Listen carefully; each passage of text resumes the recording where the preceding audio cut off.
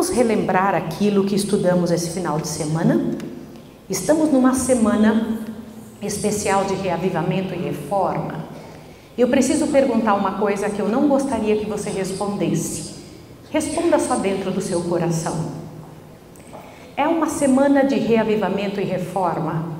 O que foi que já foi reformado na sua vida nessa semana? Responda só para você. O que foi que o Senhor Deus já reformou no seu coração, na sua casa, na sua vida? Pensa. Tenho certeza absoluta que o Senhor Jesus já fez algum trabalho. Qual foi? A parte dele foi feita. Às vezes eu encontro pessoas, eu não sei se você sabe, mas nós temos uma escola de preparação de missionários lá no Pernambuco, meu marido. Se você puder colocar o vídeo, tá? Por favor. E então, assim que meu esposo colocar, você vai ter uma ideia do que é que fazemos. Temos uma escola de preparação de missionários. Mas ao preparar missionários, ao nos envolvermos com eles, acontece uma coisa interessante. Às vezes, quando estamos dando estudos bíblicos, as pessoas dizem assim: mas eu ainda não senti que eu tenho que mudar. Quando Deus falar comigo, eu vou mudar. E eu costumo dizer, não é verdade essa frase. Porque quando dizemos isso, estamos jogando a culpa em Deus, dizendo que porque Ele ainda não fez a parte dele, a nossa não foi feita. Você acha que o Senhor Deus não fez a parte dele? Fez ou não? Fez. O que foi que já mudou essa semana? Quais são as coisas que o Senhor Deus já falou para nós? Certamente Ele falou. Não existe a menor possibilidade dele não ter falado. Ele falou. O quê? O Senhor Deus tem pressa. Ele quer que seja resolvida a história para que Ele possa usar logo. E eu preciso dizer uma coisa a você. Abra bem seu ouvido. Olhe bem. Satanás quer logo saber quem é dele. Deus também quer saber logo quem que é de um, quem que é do outro. Existe 40 mil religiões, mas só 2 grupos. O certo e o errado. Sim ou não? Não existe meio certo. Eu preciso dizer isso a você. Eu preciso dizer estas frases com a certeza de quem sabe pela palavra de Deus o que está falando. Não existe meio certo. 99% salvo é igual a 100% errado, 100% perdido. Entendeu? Então o que vamos ver agora é algo muito sério. Ontem à noite nós estudamos para esta hora você foi chamado. Hoje pela manhã estudamos, somos os primogênitos de Deus. No meio de todo este povo, de todos os servos que Deus tem, filhos em todas as igrejas, o Senhor Deus separa um povo, dá o dobro do que dá o restante para eles. Para nós Deus deu sem medida. Aquilo que o Senhor Deus comentou com aquele que sucedeu Elias, ele recebeu porção dobrada. Foi isso ou não foi? Lembra? Elias fez 6 milagres. Eliseu fez quantos? 13. Deus sempre nos surpreende. Sempre nos surpreende. Deus usa seus filhos para algo grande. O hino que foi acabado de cantar dizia o quê? Lembra da letra do hino? Nós faremos grandes maravilhas ao descer o seu poder. Lembra disso? Vocês não acabaram de cantar? Isso é verdade ou não? Se não é verdade, por que cantamos? Agora, se cantamos e acreditamos, isso tem que acontecer. No entanto, quem são estes últimos, o povo de Deus na terra, e o que acontecerá com eles? Como seremos separados? Abra sua Bíblia no livro de Ezequiel, capítulo 8. Por gentileza, em nome de Jesus. Já está pronto? Aqui não tem nada, por isso que eu não conseguia ver. Tá, então já pode colocar. Antes de você ler Ezequiel, eu quero que você veja o que meu esposo vai colocar aqui agora, para que você entenda e veja que você tem uma casa lá no Pernambuco. Essa é a sua casa no Nordeste. através desse trabalho, o Senhor Deus tem nos dado a oportunidade de entrar em praticamente todos os estados do Brasil, com missionários indo a locais sem presença adventista. Nosso único foco é ir aonde ainda ninguém foi. Então a associação nos dá a cidade e nós então mandamos os missionários e evangelizamos.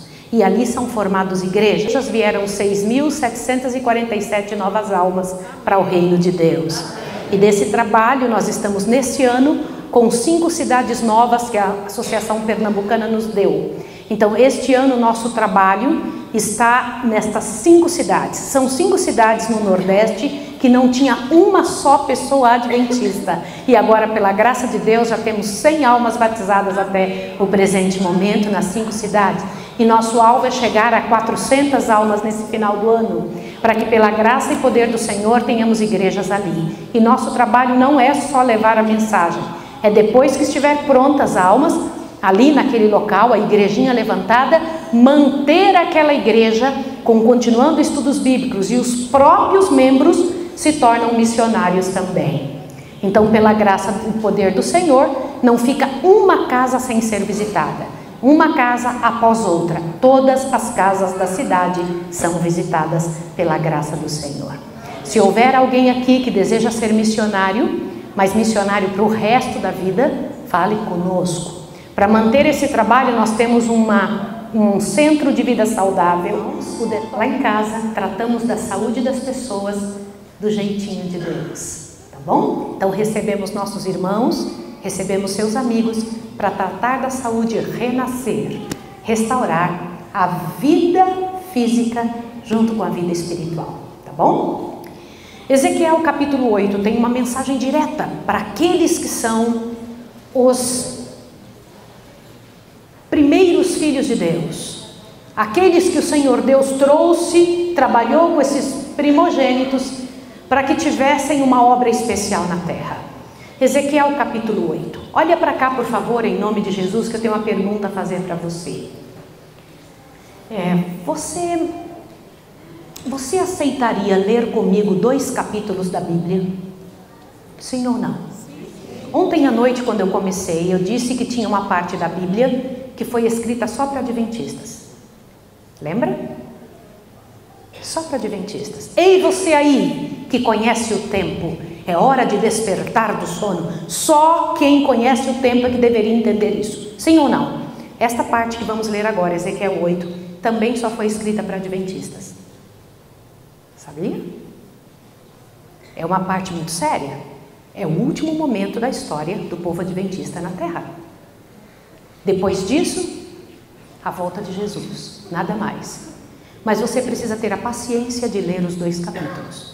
Eu preciso orar com você agora. Fecha seus olhos. Santo Deus e amado Pai, rogamos a Ti nesse momento a Tua misericórdia, Senhor. Rogamos a Ti a iluminação do Teu Santo Espírito. Para isso, retira daqui qualquer espírito maligno, Senhor. Expulsa daqui com Tua própria voz, Pai, porque queremos parte somente com Teu Espírito. Queremos que o Senhor nos eduque, nos ensine, nos repreenda, nos corrija, Senhor. Queremos a Tua palavra. Queremos que o Senhor, ao entrar em nosso coração, possa nos convencer, converter, restaurar, animar, Senhor, e nos preparar para a volta de Jesus. Rogamos a Ti que neste momento, só Teu Espírito tenha acesso à nossa vida. Amém. Em nome de Jesus. Amém. Por favor, observe o que você vai ler agora.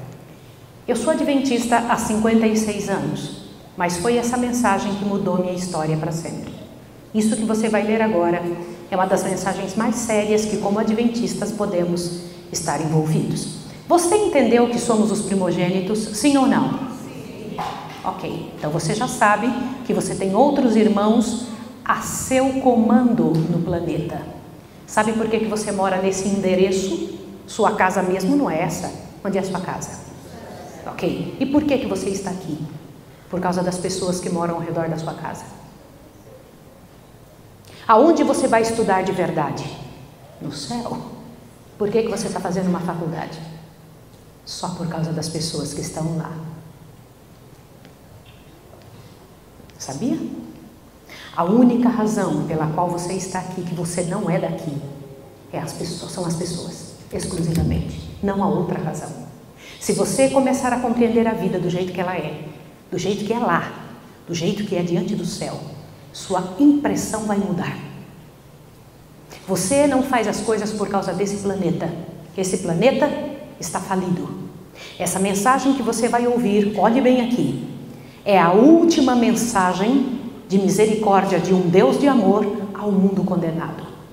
A última mensagem de misericórdia de um Deus de amor ao mundo condenado. O que isso significa? Que depois dessa mensagem não tem outra. Você precisa ver isso. Obrigada, irmã. Agora veja que sério que você vai entender. Muito sério. Qual foi a última mensagem que Sodoma e Gomorra ouviu antes do fogo e enxofre caírem? Sempre tem a última. Qual é a última mensagem que o povo de Deus vai receber? Por isso que precisamos ler o que você vai ler agora. Vamos ler juntos?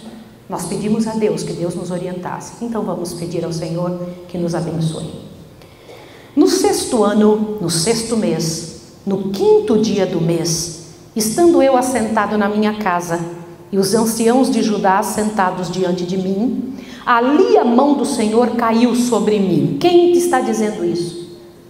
Ezequiel. Se você não tem uma Bíblia, olhe na Bíblia do lado. Você precisa ler isso para você acreditar no que eu vou te falar. Isso aqui é uma das mensagens mais sérias que tem na Bíblia. O que estava acontecendo aqui? Ezequiel está dizendo que ele estava na casa dele e um tipo de comissão estava acontecendo. Os anciãos de Judá estavam lá. E o que aconteceu enquanto ele estava nessa comissão? O que foi que você acabou de ler? A mão do Senhor caiu sobre ele, ele foi levado em visão. Veja como, verso 2. Olhei e vi uma semelhança como aparência de fogo, desde seus lombos e para cima era fogo, e desde seus lombos e para cima como aspecto de resplendor, como brilho de âmbar. Estendeu a forma de uma mão e me pegou pelos cabelos da cabeça. O Espírito me levantou entre o céu e a terra. Quem era que estava levantando Ezequiel? Quem que era, irmãos? O Espírito Santo, sim ou não? E o Espírito Santo tinha forma? E o que mais? Lombos e para cima, lombos para baixo, sim ou não? E ainda falava. Interessante isso, né? Eu sei que o assunto não é esse, mas é só uma dica para você pensar. Quem levantou Ezequiel aqui era o Espírito Santo. E o Espírito Santo tinha forma. Agora continua vendo. Verso 3. Estendeu a forma de uma mão e me tomou pelos cabelos da cabeça. O Espírito me levantou entre a terra e o céu e me trouxe a Jerusalém em visões de Deus, até a entrada da porta do pátio de dentro, que olha para o norte, onde estava colocada uma imagem que provoca ciúme. Como? Ele foi levado a Jerusalém. O que tinha na porta, irmã? Uma imagem que provoca ciúme em quem?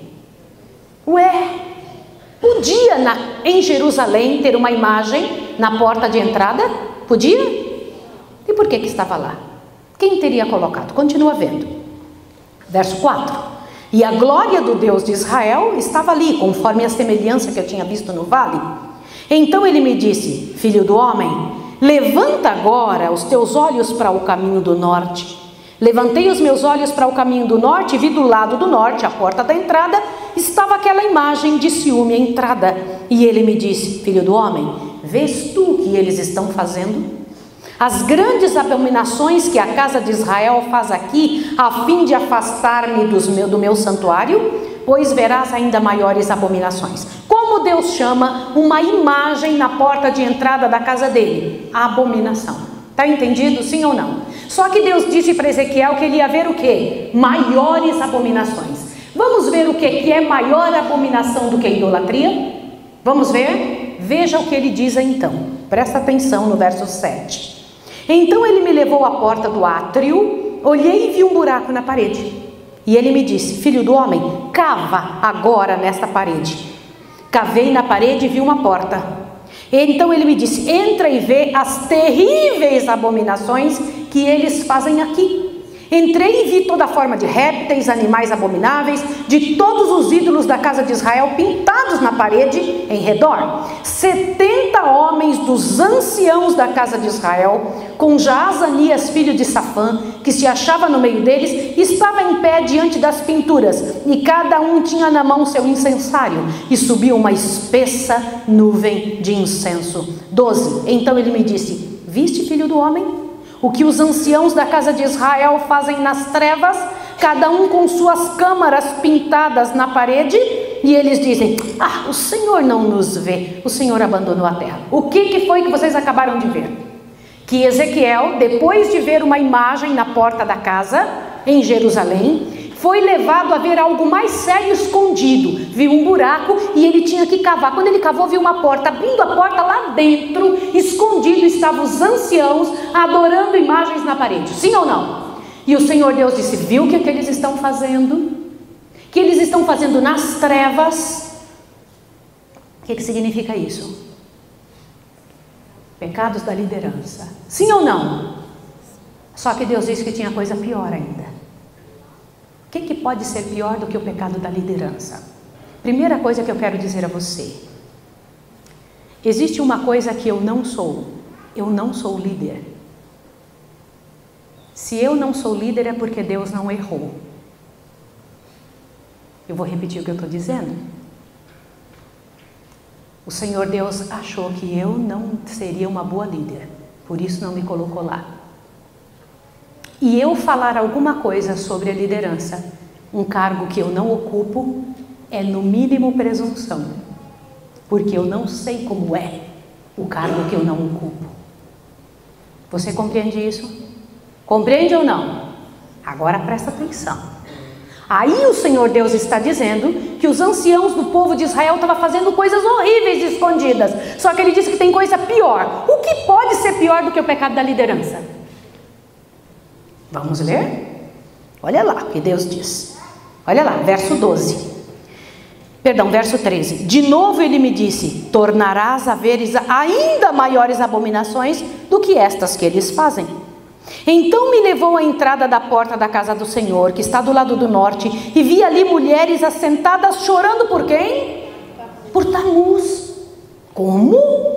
Pior do que os erros da liderança são mulheres da casa de Deus chorando por Tamuz. O que é isso? Vocês sabem quem foi Tamuz? Tamuz, olha o que diz a lenda. O que se comenta? Infelizmente, uma boa parte dos deuses que o mundo adora são pura lenda. Nosso povo não escapou disso. O filho de Noé, Noé teve 3 filhos. Cão, um deles que se afastou logo do Senhor. De Cão veio um filho chamado Nimrod. Nimrod, então, era um homem grande na terra. Sua mulher, também afastada de Deus, não queria saber das coisas do céu. Um dia ele falece e ela diz que ele foi embora para o céu e que ele estava morando no sol. Então as pessoas começaram a adorar o sol. Agora veja, 2 anos depois que ele morreu, ela engravidou e ela disse que tinha engravidado do sol. Eu sei que pode parecer engraçado, irmãos, mas isso é terrível que vocês vão ver agora. E então, quando ela engravida, nasce um menininho que ela coloca o nome de Tamuz. Essa criança começa a ser adorada como o Deus da fertilidade e da sensualidade. As mulheres, quando queriam ter um filho, oravam para Tamuz. Quando queriam ser bonitas e conseguir que seus homens as amassem, chamava então o nome de Tamuz para abençoá-las. Por que as mulheres de Israel estavam envolvidas nisso? Terrível ou não? Deus diz que isso é pior do que o pecado da liderança. Como é que é? Qual é o princípio desse pecado? Buscar ajuda para se tornar sensual. Buscar ajuda para se tornar voluptuosa, cheia de desejo de se tornar melhor que a outra. Se você tivesse a chance de estudar sobre Tamuz, você ia se assustar, para você ver o que era prometido a quem o adorasse. Sempre pecados imorais. Sempre. Então eu pergunto, por que é que tinha mulheres no nosso meio orando para Tamuz? Só que Deus disse que tinha coisa pior ainda. Quer ver o quê? Continua lendo.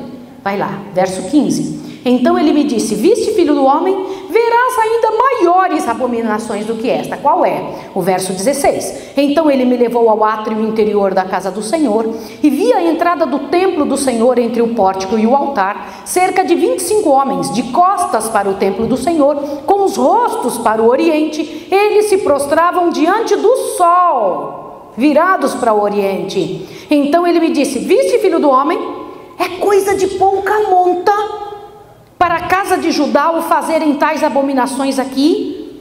Devem ainda encher a terra de violência e continuamente provocar-me a ira? Ei-los a chegar um ramo ao seu próprio nariz. Olhe para cá um pouquinho. O que Deus mostrou que era pior do que a adoração de Tamuz? Pior que a adoração de Tamuz era o povo da igreja de Deus estar adorando o sol. Ainda bem que isso é o Israel do passado, né? Ainda bem que Deus não está falando da gente. Isso aí está em Ezequiel, no Velho Testamento. Será que Deus está falando de nós? Ah, não, está no Velho Testamento. E Deus ainda está dizendo aí que esse povo estava colocando um ramo no próprio nariz. O que significa isso? Vocês sabem que os escravos da antiguidade, meu pai, só para você ver minha origem. Minha mãe, ela é pretinha igual a noite. Ela é descendente de africanos. Meu pai é branquinho igual o dia. Ele é descendente de holandeses. E nós lá em casa nascemos assim, cevada com leite de soja, né? Um pouquinho lá, um pouquinho aqui. E eu estudei sobre os escravos, porque a minha ascendência é escrava. Procurei saber e entender por que viviam assim. Sabe quando se colocava um arco no nariz do escravo? Deus cita isso aqui, dizendo que o povo de Israel estava colocando em seu próprio nariz um arco. Quando abre seu ouvido, o escravo, o dono dele colocava um arco no nariz e uma corda do nariz até sua cintura. E o escravo tinha que ficar de olho no dono dele todo o tempo que o dono se mexia. Se o dono ia se levantar, ele se levantava também para que a corda não esticasse. Ele não conseguia olhar para lugar algum, nem para a direita nem para a esquerda, somente para o dono, porque um deslize arrancava o nariz inteiro. Vários escravos ficaram com o nariz dessa forma. E se fosse arrancado o nariz, além dele valer menos, ele podia morrer no mesmo minuto. Então o Senhor Deus disse que nós estamos, que os filhos de Deus, que aqueles israelitas, quando estavam usando esse tipo de atitude, estavam colocando um ramo no próprio nariz. Quem era que estava com a corda ligada na cintura para puxá-los? Quem? Claro que era Satanás. Mas veja o que Deus ia fazer. Antes de continuar lendo, eu vou fazer uma pergunta para você. Como que você acha que Deus enfrenta as misérias que existem dentro do arraial? Como Deus enfrenta? Como que será que o Senhor Deus se sente vendo sua casa, que foi levantada por um propósito celeste, fazendo coisas que Deus não gostaria que fizesse? O que você acha que Deus sente? Para melhorar a situação, ainda tem uma pergunta mais profunda. Como você acha que Deus se sente vendo o que o mundo faz? Tem ideia a quantidade de abortos que acontecem nesse mundo? De quem são os bebezinhos que eles jogam fora? De quem são? Você tem ideia de quanto Deus chama de abominação o homossexualismo? Tem ideia da seriedade disso? O quanto é miserável essa situação aos olhos do Senhor? Porque é a desfiguração total e completa da área sexual de alguém. E o Senhor Deus não permite isso. Para Deus é uma coisa terrível. E há solução completa no Senhor. 100% real o que eu estou lhe dizendo. Nenhuma pessoa precisa ser homossexual. Nunca precisou existir um só. O Senhor Deus tem solução completa e total e cura completa. Eu estou falando de cura, sim, para essa área. Sabia? Então eu quero dizer uma coisa a você. Como que você acha que Deus aguenta ver tanta gente se drogando, hospitais lotados? Quanto que você entende que fica o coração de Deus machucado?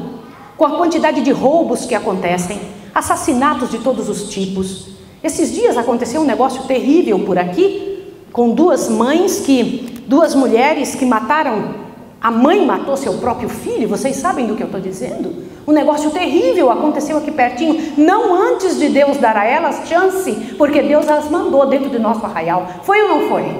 Antes que isso acontecesse, elas tiveram chance, não tiveram? Tiveram. Deus não permite que uma coisa exploda sem antes Deus ter feito tudo o que podia. Acredite no que eu estou lhe dizendo. Como que você acha que Deus se sente? Eu preciso que você ouça essa frase aqui. Deus tem um acerto com as nações. O Senhor Deus disse que estão me levantando a minha ira ao fazer isso. Preciso te contar uma coisa. Deus diz aqui no verso 17 algo que você precisa prestar atenção. O Senhor Deus disse que a atitude do povo de Israel estava fazendo o que com o mundo? Leia aí o verso 17. Diz assim: então me disse, viste, filho do homem, é coisa de pouca monta o que a casa de Judá faz aqui, as abominações que fazem aqui. Devem ainda encher a terra de violência e continuamente provocar minha ira. Como assim? Quer dizer que o que acontece na terra, quem que são os culpados? Preciso te dizer uma coisa. Abre seu ouvido. Se nós sabemos a solução e não fazemos, somos culpados. Deixa eu te fazer uma pergunta. Você acredita na mensagem de saúde? Se nós não acreditamos, como esperamos que os outros acreditem?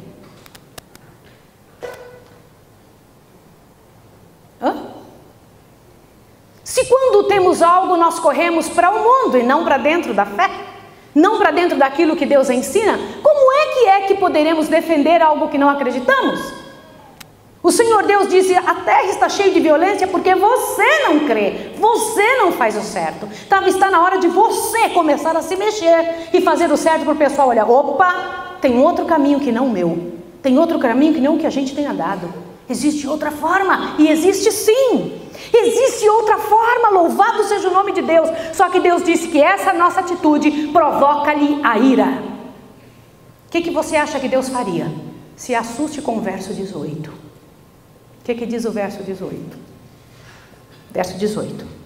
Pelo que também eu os tratarei com furor. Meu olho não poupará, nem terei piedade. Ainda que me gritem aos ouvidos, eu não os ouvirei. Que horror! Quem está dizendo isso? Quem está dizendo isso, gente? Para qual povo? Para qual povo? E se você descobrir que Deus não está falando com o povo de Israel do passado? Quer ver? Ezequiel 9:1. Então ouviu uma voz que gritava. De repente, quando ele viu todas aquelas abominações, ele disse o quê? Ouviu uma voz que gritava o quê? O que disse? Trazei os intendentes da cidade, cada um com suas armas destruidoras na mão. Irmãos, mulheres são mais românticas. Elas não têm a mesma visão que os homens têm. Quando você vê alguém com uma arma na mão, você pensa que aquela pessoa vai fazer o quê com a arma? Os homens respondem melhor essas coisas, as mulheres não pensam isso. O que você pensa quando vê um homem com uma arma destruidora na mão? Vai fazer o quê?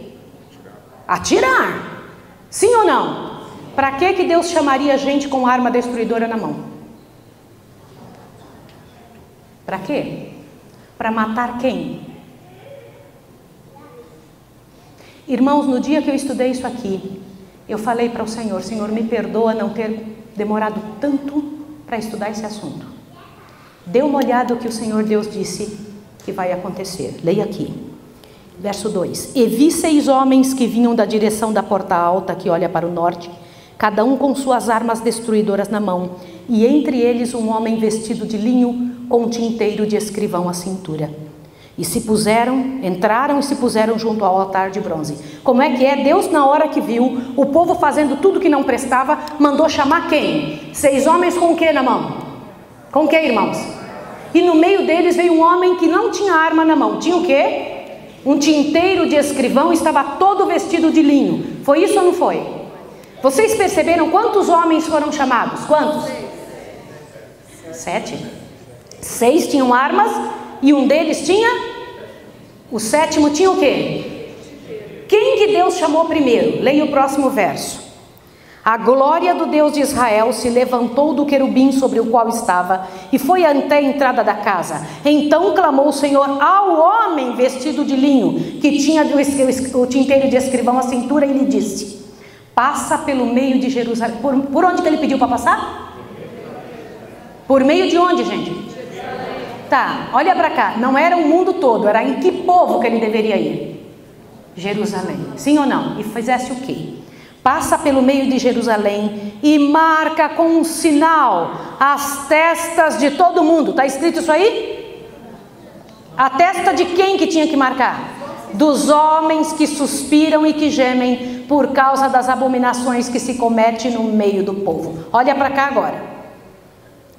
O Senhor Deus, na hora que o povo estava fazendo tudo errado, mandou 6 homens virem com armas na mão, e no meio deles veio um homem vestido de linho. Deus chamou o primeiro homem vestido de linho e disse: vai aí pelo meio de Jerusalém. Não era qualquer povo, o povo de Jerusalém, e marca com um sinal nas testas. O que lembra isso você?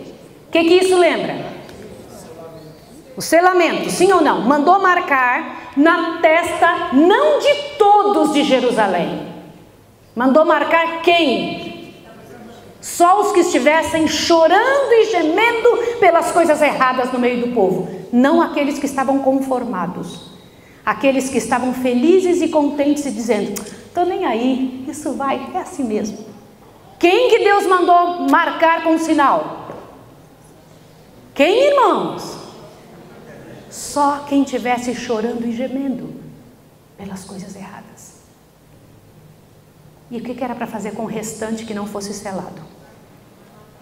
Quer ler? Vamos ver. Verso 4 e 5 junto. E lhe disse: passa pelo meio da cidade, pelo meio de Jerusalém, e marca com um sinal nas testas dos homens que suspiram e gemem por causa das abominações que se cometem no meio dela. E aos outros disse, ouvindo eu, aos outros quem? Qual era o restante? Não é isso aí, gente, nós temos que entender bem. Deus chama primeiro o homem vestido de linho e diz: passa aqui e sela só os que estão gemendo. E aos outros diz: quais outros? Os 6. Os 6 homens que tinham armas. E aos outros disse o quê? Passai pela cidade após ele e feri. Não poupe o vosso olho, nem vos compadeçais. Matai velhos, jovens, virgens, meninos e mulheres até exterminados. Mas a todo homem que tiver o sinal e não vos chegueis, começai pelo meu santuário. E começaram pelos homens mais velhos que estavam diante da casa. Olhe para cá agora. O que o Senhor Deus viu? O povo de Israel estava fazendo tudo que era pecado. E então ele chama 6 homens com armas na mão. No meio dele vem um homem vestido de linho. E ele chama primeiro o vestido de linho: vai aí, marca com um sinal só quem estiver sofrendo, gemendo pelas coisas erradas. E aí ele chamou os outros 6 e disse: passa depois dele. O que sobrar que não tiver o sinal é para fazer o quê? Matar quem? Velhos, jovens, crianças, meninos e mulheres. Todo mundo. De que povo? E era começar por quem? Pelos homens mais velhos que estavam diante da casa. E comece pelo meu santuário. Era para começar por quem?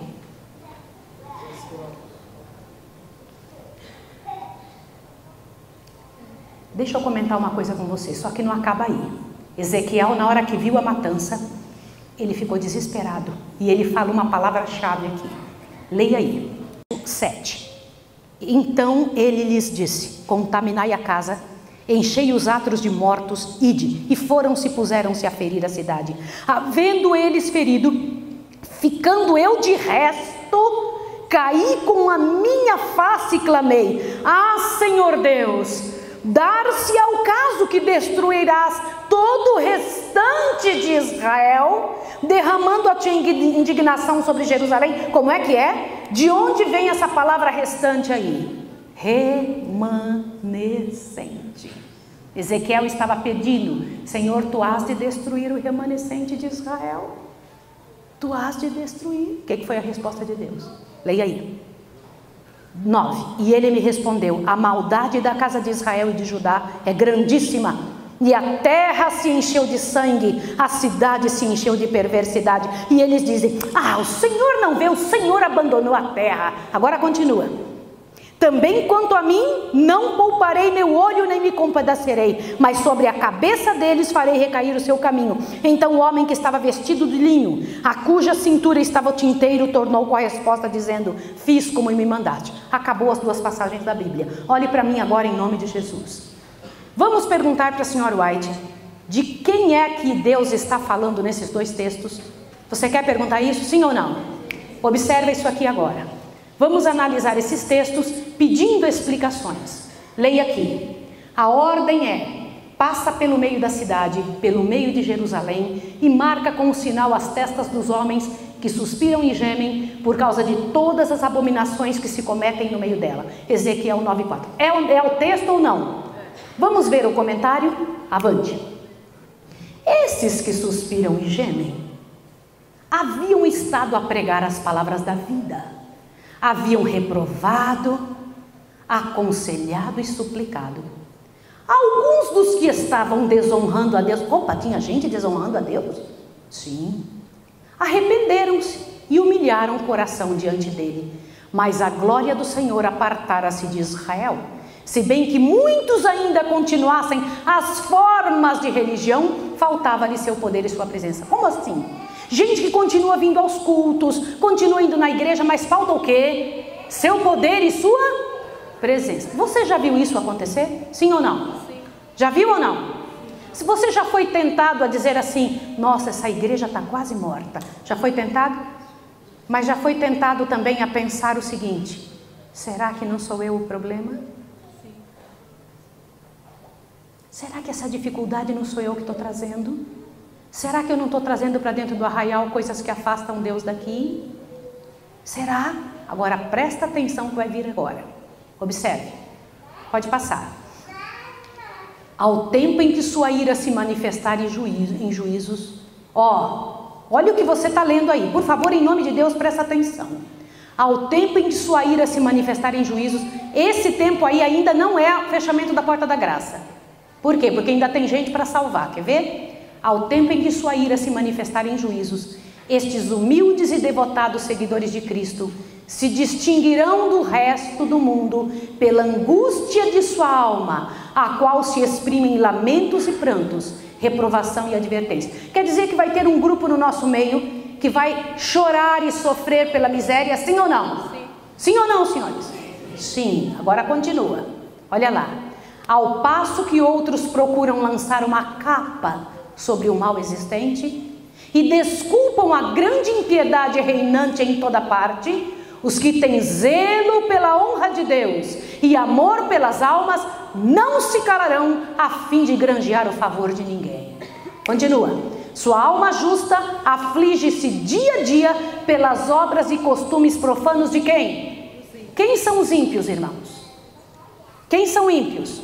Nós pensamos que ímpios são as pessoas que estão lá fora, roubando, matando e mentindo. Não são. Eles não são considerados ímpios. Eles são gentios. Sabe quem são ímpios? Os ímpios são aqueles que sabem a verdade e não fazem. Deus só considera ímpio quem já sabe o que é certo. Quem é ímpio? Só quem estiver dentro da igreja sem fazer o que Deus pede. E agora? Obras e costumes profanos dos ímpios. Continua. São impotentes para deter a impiedosa torrente de iniquidade, e assim se enchem de dor e sobressalto. Lamentam diante de Deus o verem a religião desprezada nos próprios lares daqueles que já receberam grande luz. Quem foi o povo que recebeu grande luz? De quem será que está falando?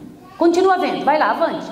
Lamentam-se e aflige a sua alma, porque se encontra onde? Irmãos, Ezequiel não está falando do povo do passado, está falando de quem? De quem? Na igreja. Orgulho, avareza, egoísmo e engano quase de toda espécie. O Espírito de Deus que impulsiona a aceitar é reprovado e espezinhado, ao passo que os servos de Satanás triunfam. Como Deus chama o povo que não quer saber de fazer mudança? Servos de quem? Satanás. E agora? Continua. O pior está para frente. Dê uma observada. Deus é desonrado e a verdade tornada de nenhum efeito. Gente, Dá uma olhada nesse texto. A classe que não se entristece por seu próprio declínio espiritual, nem chora sobre o pecado dos outros, será deixada sem o selo de Deus. Mesmo que esteja guardando o sábado, sim ou não? Sim. Se você não está chorando pela situação do seu irmão, se na sua atitude é apontar o dedo e dizer que a igreja está errada e fazer um grupinho separado, como é que é? É isso mesmo que eu estou dizendo a você. Quando o Senhor Deus viu o povo de Deus caído e prostrado, isso aconteceu com Adão, sim ou não? Qual foi a atitude de Jesus? Se afastou ou veio? Jesus veio. Jesus se envolveu conosco. Jesus esteve no nosso meio. Jesus disse que a luz deve estar aonde? Aonde deve? Vós sois o sal da terra. O sal, gente, se for colocado sozinho, olhe bem, se perder o seu sabor, ele só serve se estiver salgando. Nosso trabalho é estar tentando ajudar, nunca apontar. A obra de apontar, de tirar, olha o que eu vou te falar agora. O respeito do povo de Deus é a obra de Satanás. Quem tira o respeito do povo de Deus é Satanás. Eu vou repetir o que eu estou dizendo. Quem tira o respeito do povo de Deus é Satanás. Há um fio muito grande. Não adianta apontar o erro se você não tiver uma solução. Se você quiser ser um desses que sofrem e gemem, sofra e gema pelo seu irmão. Lute com ele, jejue por ele. Vai e luta para aquela pessoa sair disso. É teu irmão. Senão vai ser deixado sem o selo de Deus. Vai ser deixado sem o selo de Deus. Continua. O Senhor comissiona seus mensageiros, os homens com armas destruidoras. Opa! Quem é esse homem com armas destruidoras na mão? E agora? Veja, avante. Passai pelo meio da cidade após ele ferir. Não poupe o vosso olho nem vos compadeçais. Matai velhos, jovens, virgens e meninos e mulheres até exterminá-los. Mas a todo homem que tiver o sinal não vos chegueis. E começai pelo meu santuário. E começaram pelos homens mais velhos diante da casa. Gente, é aterrorizante, vamos ler agora. Leia isso aqui. Vemos aí, o que está escrito aí?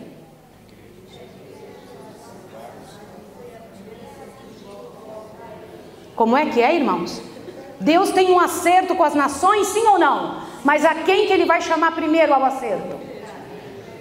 Qual igreja? Qual igreja, irmãos? Por quê? Por quê, irmãos? Por que o Senhor Deus não vai atrás de quem não sabe nada do santuário? Por que ele não vai atrás de quem nunca recebeu nada sobre alimentação? Por que ele não vai atrás de quem não tem as verdades sobre 1844? Por que ele não vai atrás de quem não tem as verdades sobre as profecias? Porque ele é justo. Ele vai atrás de quem deveria estar fazendo alguma coisa. É óbvio. Antes dele trabalhar com o povo de fora, ele terá um acerto com quem? A primeira a receber o golpe de sua ira. Querida menina, entende por que é tão sério você vir para dentro do arraial de Deus com uma roupa do mundo?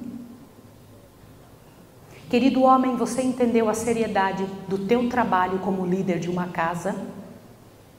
Compreende o que é permitir que o seu computador seja um instrumento de Satanás dentro do seu lar? Compreende, mulher, o que é não alimentar sua família com alimento que salva? Isso não é brincadeira, não. Por quê? Dá uma olhadinha o que Deus diz no próximo texto. Leia com seus olhos. Não, aí mesmo. Volta, por favor. Os anciãos, aqueles a quem Deus dera grande luz e que haviam ocupado o cargo de depositários dos interesses espirituais do povo, haviam traído o seu depósito. Como é que traímos o nosso depósito? Quando vemos o que está errado e fazemos? Como é que é? Vou fazer de conta que eu não estou vendo e vou fazer de conta que não é comigo. Posso dizer uma coisa a você? Tudo que acontece com um irmão nosso é nossa responsabilidade. Avante. Colocaram-se no ponto de vista de que não precisamos esperar milagres e as assinaladas manifestações do poder de Deus como nos dias da antiguidade. Olha o que eles dizem. Os tempos... Quantos já ouviram falar essa frase? Quantos já ouviram? Os tempos mudaram. O que essa frase faz? Olha o que diz aí. Parece que ela estava vendo que iam dizer isso. Olha lá, os tempos mudaram. Estas palavras fortaleceram-lhe a incredulidade e dizem: o Senhor não fará nem bem nem mal, é demasiadamente misericordioso para visitar seu povo em juízo. Imagina que Deus vai fazer alguma coisa com seu povo. Vai sim, irmãos, vai sim, vai. Quando Deus nos deu uma responsabilidade de salvar os outros de fora, de dar exemplo para os de fora, e nós não agimos assim. Avante, olha o que diz aqui: assim, paz e segurança. Irmãos, leia isso, ó. Assim, paz e segurança. É o grito de homens que nunca mais erguerão a voz como trombeta para mostrar ao povo de Deus suas transgressões e à casa de Jacó os seus pecados. Olha como Deus os chama: esses cães mudos que não querem ladrar são aqueles que sentirão a justa vingança de um Deus ofendido. Gente, olha que frase: homens, virgens e crianças todos perecerão juntos. De que povo?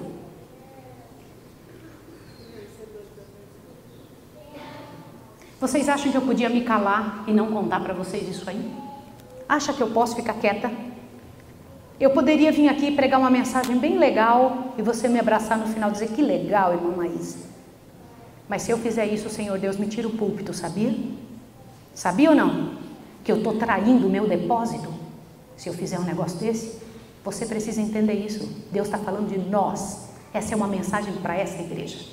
É para nós. É para o nosso povo. O que mais? Te assusta com o que ele vai dizer agora. Leia aí. Eu quero que leia junto comigo. Agora é o tempo de preparar. Como é que é? Quando que é o tempo de prepararmos? Então vamos ler de novo. Agora é o tempo de prepararmos.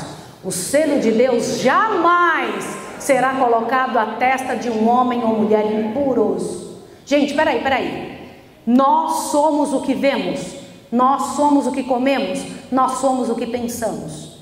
Os pensamentos são feitos a partir daquilo que permitimos entrar pelas vias da alma. Se nós não temos, olha o que eu vou te falar, mais conhecimento da verdade do que o povo comum, as pragas cairão sobre nós igual se nós nunca tivéssemos tido mensagem.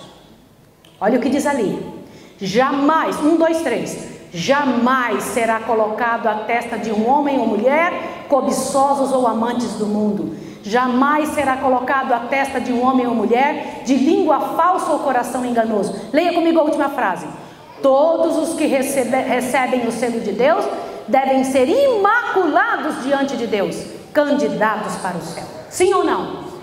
Eu preciso perguntar uma coisa a você. Você acha que isso é sério? Eu preciso ser honesta contigo. Muito honesta. Irmãos queridos, eu não sei se dá tempo de voltar. Eu não sei.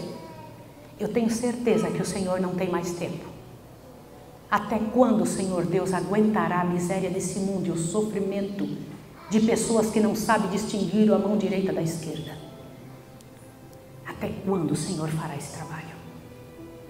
O Senhor Deus levantou um povo para fazer esse trabalho no mundo. Sabe por que você tem problemas? Aliás, na tua Bíblia você não vai encontrar um pedacinho dizendo para você mesma resolver o seu problema. Não existe.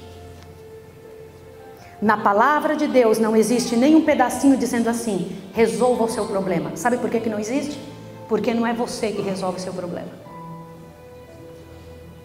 O Senhor Deus disse: vinde após mim. Como é que é? Todos que estão cansados e eu vos. Você acredita nisso ou não? Acredita ou não? Se você acredita, está na hora de você mostrar isso para as pessoas. Quer que eu te fale uma coisa? Estamos chegando na hora do selamento. O anjo do Senhor passa através deste planeta, deste céu, em direção à terra, e tem vindo fazer um trabalho especial dentro de sua igreja. E eu sei que a hora é agora. Há 10 anos eu ouço o pastor Ted Wilson dizendo e falando sobre reavivamento e reforma. Há 10 anos eu tenho visto nosso povo ouvir mensagens tremendas, dizendo: temos que mudar de vida, temos que levantar o estandarte do Senhor. Quer que eu diga uma coisa para vocês, sem medo de errar? Não deveria existir um de nós que devêssemos estar ocupados com qualquer coisa a não ser a pregação do Evangelho. Sinto muito, isso é verdade. Você deveria usar uma parte do seu tempo para você fazer outra coisa. Como assim? Nós usamos o tempo que resta para Deus, não a parte principal. O que sobra, entregamos para o Senhor. E ainda assim somos muito reclamões. A gente chega na igreja, está tudo limpinho. Isso aqui demorou para fazer. Tenho certeza que alguém passou um tempão limpando. Alguém veio aqui e preparou a escola sabatina. Outra pessoa veio aqui e arrumou tudo isso. Não fomos nós que fizemos. E somos capazes de entrar aqui, olhar e falar assim: quem vai pregar para ver se eu vou ou se eu não vou? Nós somos reclamões demais. Nós não somos pessoas que vêm com o coração para adorar, para pedir a Deus: Senhor, na sua misericórdia me cura, lava a minha casa, lava a minha vida, Senhor. Me converta para o teu reino, Senhor. Me quebra todo, Senhor, mas não me deixa ficar aqui lutando as lutas do inimigo. Quer que eu te diga uma coisa? Eu tenho certeza absoluta que daqui uns dias ouviremos o último sermão. Não haverá outro. Sabe por quê? Porque o Senhor Deus está terminando o trabalho dele na terra. Está terminando. O que mais é preciso você ouvir? Não me responda, só pense, não é para responder. Quanto, olha a minha pergunta, do material grandioso que Deus nos deu, dos testemunhos, você já leu? Você está fazendo ano bíblico?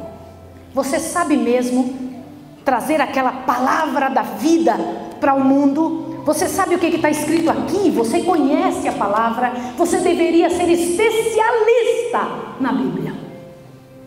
Especialista. Se não é assim, tem algo profundamente errado. E tem. Está na hora disso mudar. E é agora, irmãos queridos, é agora. Nós sabemos mais a respeito da vida de Britney Spears do que a respeito dos servos de Deus. Sim, irmãos, é verdade. Sabemos mais. Essa é uma figura de linguagem. Sabemos mais do que acontece no mundo perdido. Irmãos, eu passei 10 anos fora. Quando eu cheguei aqui, eu me assustei com o nível dos programas terríveis que o Brasil tem. E o nosso povo grudado ali na frente.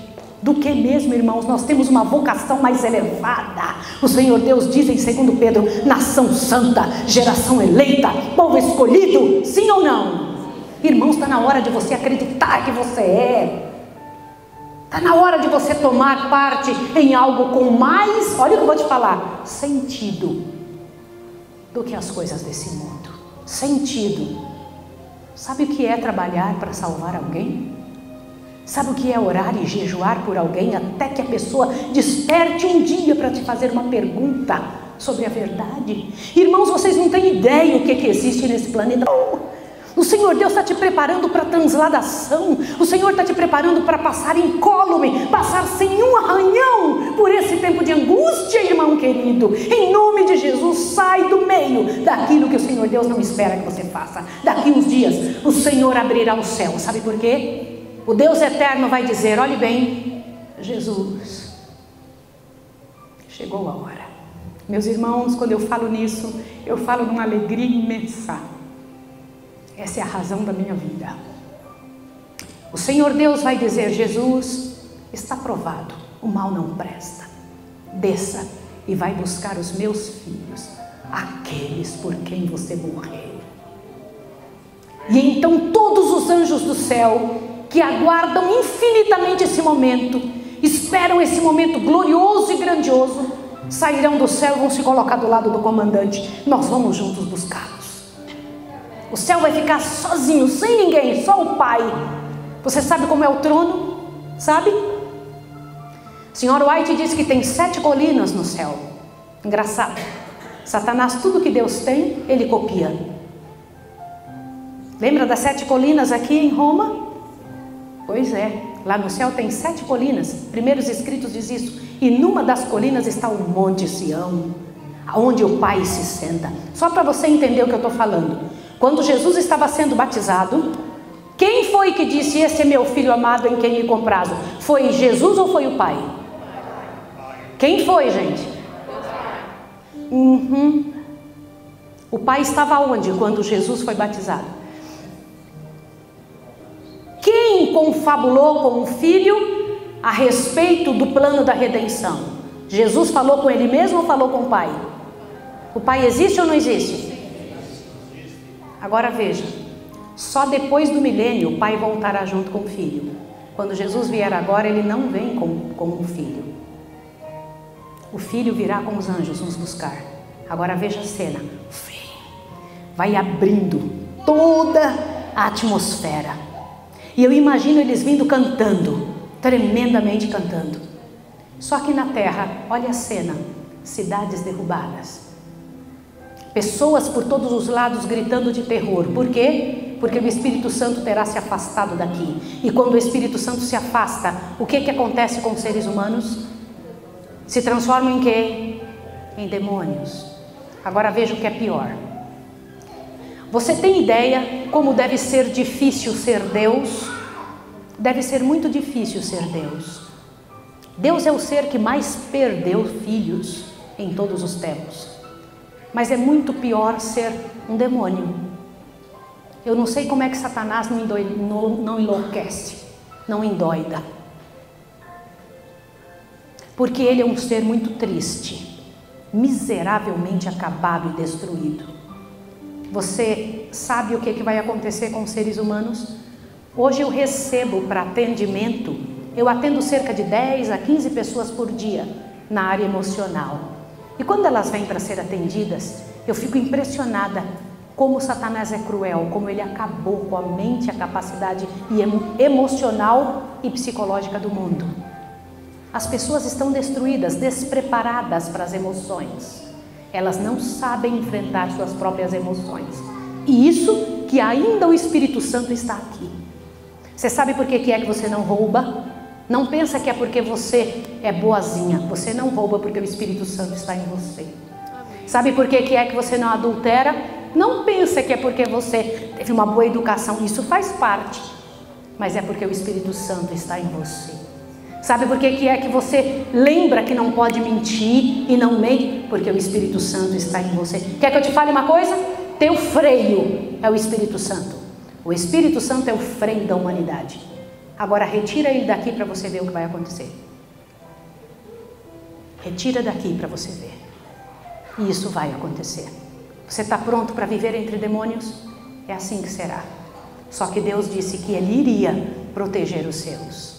Vai proteger ou não? Sim. Daniel 12. E eis que Miguel, que se levanta para proteger os filhos de seu povo. Deus não disse isso para Daniel? Sim ou não? Daniel 12, 1, está escrito isso. Agora te assuste, irmão querido. Lá vem o Senhor Jesus descendo com a comitiva celeste. E quando Ele entra na atmosfera da terra, grandes coisas acontecem. Agora veja. Quando Jesus para ali na nuvem, Ele então diz assim, ó. Despertai, despertai, vós que dormis no pó da terra, despertai. Uma multidão se levanta, irmãos, de todos os lugares da terra, de todos os cantos da terra. Pessoas desde Abel até 1844 vão se levantar. De todos os lugares, antediluvianos, aquele povo todo que viveu, os nossos grandes patriarcas, aquela multidão gloriosa. Que coisa tremenda! E você vai ver. Quer que eu te diga uma coisa? Se não tivermos morrido, olhe bem, olha que tremendo. Se não tivermos morrido, não passaremos pela morte. O cunho, a miséria do pecado não passará por você. Mas tem uma coisa tremenda. Eu tenho um filho que teria 35 anos, se fosse vivo. Ele não ressuscitará no dia da volta de Jesus. Ele vai ressuscitar uns dias antes. Por quê? A ressurreição especial. Todos os que morreram após 1844 ressuscitarão um pouquinho antes da volta de Jesus, para ver o Senhor que eles esperavam voltando. Você sabia disso? Quantos sabiam sobre a ressurreição especial? Pois eu quero que vocês, em nome de Jesus, junto com o seu pastor está ali levantando a mão, então eu quero que vocês estudem isso, em nome de Jesus. A ressurreição onde todos após 1844 vão ressuscitar. É uma ressurreição para ver a maior cena da história, a volta de Jesus. Jesus não voltará sem... Olha o que eu vou te contar agora. Olha para cá. Jesus não voltará sem um grande estrondo. Eu não sei se você ficou sabendo do que aconteceu com o Idi Amin Dada. Quem soube? Um avião israelense entrou lá em Uganda. E Idi Amin prendeu o avião com uma quantidade tremenda de israelitas dentro. Foram feitas todas as negociações para Idi Amin soltar aquele povo. Idi Amin pedia: se não me der os meus que estão aí, eu mato eles em 50 horas, em 40 horas, em 24 horas. E quando estava terminando a hora, Idi Amin ia lá matar. Pode acreditar, porque quando ele falava, ele fazia. Adivinha o que aconteceu? Te assuste agora. Um homem, sósia de Idi Amin, se vestiu de general. Irmãos, olha que tremendo. Entrou em silêncio por dentro com uma comitiva, com um carro pintado, blindado, com outros homens vestidos com o uniforme do exército de Idi Amin. Entraram em 6 minutos. Este acontecimento durou 6 minutos. Entraram dentro do aeroporto, falou: solta os israelenses, manda subir. Entrou dentro do carro e sumiram. Até hoje ninguém pegou eles. Nesta hora, o avião israelense decolou e foi embora. Quando Idi Amin percebeu: o que está levantando? Quem que está levantando? Por que está levantando? E então Israel começou a gritar: conseguimos, conseguimos, conseguimos. No silêncio foram resgatados os israelitas naquele dia. Pois eu vou te contar uma coisa: quando Jesus estiver voltando, não haverá silêncio. Quando ele vier em resgate dos seus filhos, ele virá com uma trombeta poderosa, gritando aos 4 cantos, que virá resgatar-nos de quem está nos prendendo. Acredite o que eu estou lhe dizendo em nome de Jesus. Aquele que vai vir em nossa busca virá com muita, muita música, dizendo: estes são meus. E ali da nuvem o Senhor Deus vai chamar um poder maior que nós, vai nos levantar em direção àquela nuvem, irmãos, e nós vamos lá na nuvem. Os que aqui ficarem vão morrer pelo esplendor da glória do Senhor. Num abrir e fechar de olhos, nós seremos transformados. Eu vou ver o meu filho, vou ver o meu pai, o seu pai, porque ele vai estar tão novo. Meu pai morreu velhinho, aos pedaços ele foi. Ele tinha diabetes, morreu aos pedaços, tadinho do meu pai. Mas quando ele voltar, vai voltar como? Novo em folha. E eu vou subir naquela nuvem e nós vamos viajar com o Senhor. Vamos viajar. E eu imagino aquela multidão tremenda de todos os tempos, os ressuscitados e salvos do meu Deus, subindo naquela nuvem e indo embora com Jesus. Quando Jesus vira a volta, diz: vamos embora para casa. É para casa que o Senhor nos levará. É para casa que o Senhor nos levará. Agora eu preciso dizer uma coisa a você. Eu quero que você faça parte dessa pregação hoje à tarde. Sabe qual é a sua parte? Você está vendo isso aqui atrás de mim? Está vendo? Todos os que subirem para a ceia do Senhor. Porque quando chegarmos no céu, haverá ali uma ceia, não haverá? Todos os que subirem terão que ter passado pelo lava-pés. Todos terão resolvido sua vida. Todos terão tomado uma posição diante de Deus. Todos terão resolvido qualquer encrenca, dificuldade ou angústia que tiver com qualquer pessoa. Todos os que participarem da ceia, que estiverem prontos a participar da ceia, a subir com Jesus, terão tomado a seguinte decisão: eu sou do Senhor para sempre. Você gostaria de fazer isso? Os anciãos dessa igreja prepararam aí fora o local para o lava-pés. Eu queria fazer um pedido a você, em nome de Jesus. Vá fazer o lava-pés e volte para cá, para você ver o que Deus está te reservando antes de entrar no céu. Antes. Vamos lavar os pés? Como eles estão fazendo? Como que eles estão arrumando tudo? Imagine isso. E eu imagino o Senhor entrando com a multidão de salvos. E aqueles lá, os anfitriões esperando. E Jesus faz ali uma parada, um momento, um culto e diz: vamos embora, porque aqui não é o nosso momento de parar. E então sai. Na hora que a gente está saindo daquele mundo, depois do sermão, te assusta agora o que vai acontecer. Um grupo de pessoas daquela cidade diz: eu quero ir ver o momento que eles vão encontrar com o Pai. Eu quero ver. Nessa hora, todo o povo daquela cidade, daquele mundo, a multidão que entrou ali, que veio da terra, é grande, mas agora se torna maior ainda, porque as pessoas daquele mundo querem nos acompanhar para nos ver entrar no céu. Aí então Jesus passa pelo segundo mundo, o terceiro, o quarto, o quinto, e em todos os mundos, todos querem ver a nossa entrada no céu. Pode imaginar isso? Imagine a multidão que vai chegar na porta da Cidade Santa. E quando chegarmos ali, eu quero que você imagine isso aqui, ó. A Cidade Santa é um quadrado perfeito. Tem 12 portas. 3 portas em cima, 3 portas do lado, 3 portas embaixo e 3 portas nesse outro lado. Quantas portas são, gente? Agora veja o que eu vou mostrar. Cada porta tem uma estrada até o centro.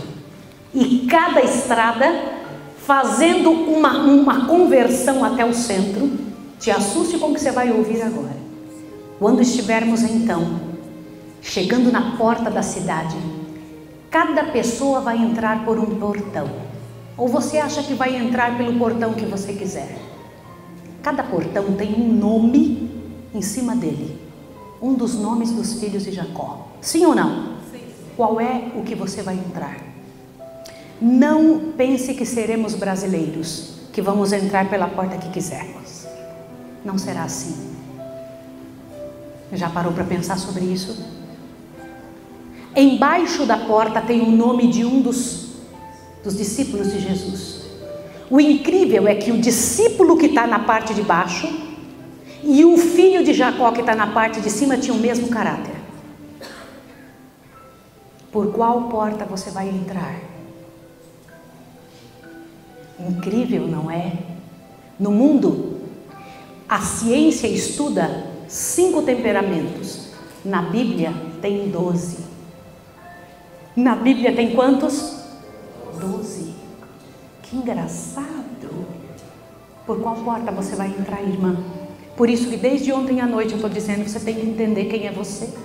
Você tem que entender por que o Senhor Deus te chamou. E então quando estivermos entrando, olha aqui, ó, presta atenção nessa parte.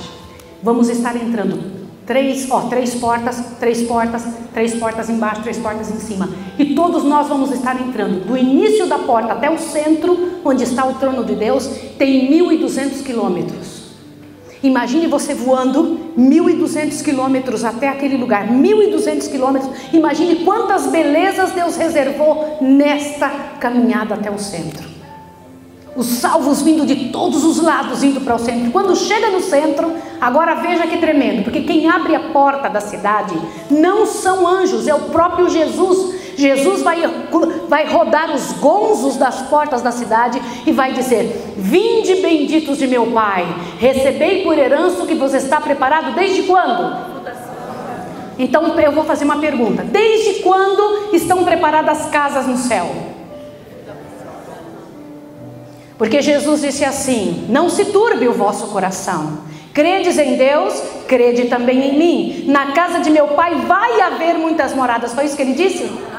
Na casa de meu Pai há muitas moradas. Se não fosse assim, eu vou-lo teria dito. Então quando Jesus disse: eu vou preparar-vos, o que é que Jesus foi preparar? Um lugar para você no santuário. Isso é a senhora White que diz. Agora veja que tremendo. E então vamos entrando, ó. Olha, gente, presta atenção nessa parte. Quando formos chegando na presença do Pai, Jesus vai na frente, na nossa frente, atrás dele aquela multidão. Jesus vai dizer assim: Pai, aqui estou eu com os filhos que me deste. E o Pai vai dizer assim: eles são aceitos no amado. E nesta hora, Jesus vai abrir espaço no meio da multidão. Este espaço no meio da multidão, irmãos, tem uma abertura, porque um homem muito alto começa a andar e vai abrindo espaço, e a gente começa a dar espaço para ele, e a gente vê ele passando aqui. Quem é esse homem? Quem é esse homem? E então a gente abrindo espaço, porque Jesus vai estar do outro lado, com os braços abertos, porque tem 5.000 anos que Jesus não vê Adão, porque na morte nem Jesus pode ver seus filhos. E então a gente vai ver o abraço de saudade de Jesus com Adão, irmãos. Diz que Jesus vai abraçar Adão bem próximo ao seu peito, e vai vir um anjo com uma coroa, e vai coroar Adão na nossa frente. Adão vai tirar a coroa, colocar no pé de Jesus, vai dizer: não sou digno. Jesus vai dizer: nenhum é digno. Minha graça, minha graça, minha graça. E vai coroar Adão outra vez. E diz que todos nós vamos tirar a nossa coroa e colocar nos pés de Jesus, porque nenhum de nós vai se sentir digno ali, nenhum de nós. E então diz que Adão vai pegar uma harpa e vai começar a tocar, e nós vamos tomar o tom da voz de Adão e cantar junto com ele: glórias ao Cordeiro que venceu. Nesta hora, diz que Jesus vai nos tomar pela mão e vai mostrar uma grande mesa. Sabia? Uma mesa imensa, imensa. Nessa mesa, irmãos, de todos os lados, para lá e para cá, diz que nós temos um lugar reservado nela, com o nosso nome. Na mesa foi visto romãs, maná e o fruto da vide. Ali em cima, o Senhor Jesus vai conosco, ao nos servir, tomar de novo o puro suco da uva, que ele disse: eu não vou tomar de novo, até me encontrar com vocês lá no céu. Tem 2.000 anos que Jesus não bebe suco de uva. E ele então vai fazer isso. Você pode imaginar o momento em que Jesus vai tomar então uma toalha e cingir-se. Você sabe que de todos os seres do universo, os anjos mais preparados, os seres dos outros mundos, as pessoas melhores que podem existir, ninguém vai servir a mesa. Quem vai servir é Jesus. Por que é Jesus que vai servir a mesa? O trabalho de um servo. Porque no céu as coisas são contrárias a essa terra. O mais importante é o que mais serve. Por isso é Jesus. Eu queria convidar você agora para fazer parte deste momento. O momento em que os seres do céu nos repartirão a ceia. A grande ceia do céu. A grande ceia de Deus. Que este momento solene seja lembrado agora um momento. Que esse momento do céu seja lembrado de forma especial agora dentro da nossa igreja.